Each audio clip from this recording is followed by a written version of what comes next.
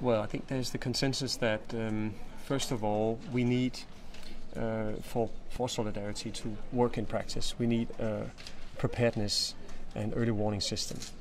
And I think there was no objection to that at the table. I think everybody agreed that we have to move forward with that, and that we have to put in this procedure or system, as you may call it, into a legal act, and that legal act is probably going to be the Dublin regulation.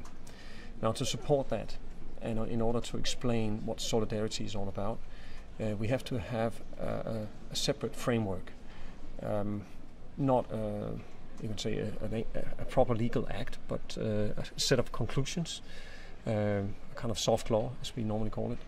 And in that soft law, we will have to describe, first of all the different types of activities that all form whatever solidarity is. So first of all, it's an exercise to describe in more detail what is solidarity. And secondly, we also have to look at how can we make use of what we have already even better, and how can we even look at new elements that could enforce whatever we do already. So to be a little bit more concrete, because this always sounds a bit too fluffy or concept-like. One new development is that we're looking at new proposals for solidarity funds from the Commission. They contain some improvements. First of all, more funds. Secondly, easier access to funds during emergency situations, and also a lighter administrative procedure. So all of this will ease the access to funds and then make solidarity quicker and more accessible.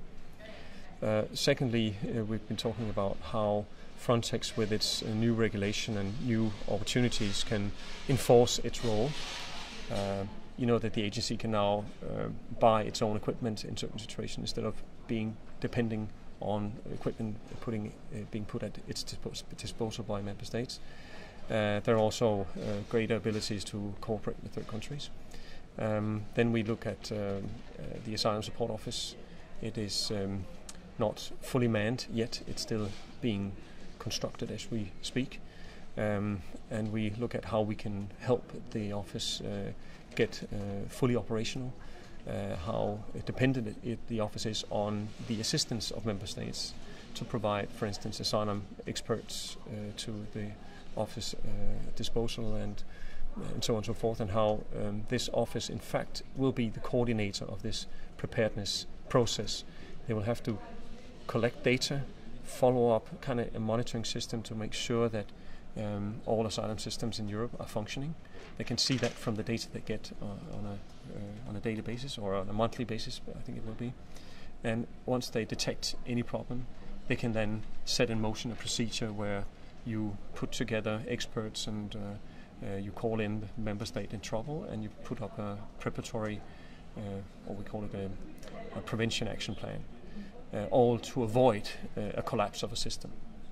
So all of this was supported by ministers, and the next step, as I said, will be the drafting of these conclusions. We will try to negotiate them with all member states and have them ready for agreement by March. And if we agree, we will then have to look at how we can implement these conclusions, and we'll push that forward right through our presidency. But the suspension of Dublin II is now completely off the table. Completely. You should see the preparedness procedure as well as the framework for solidarity as an alternative to the suspension clause. Is it enough?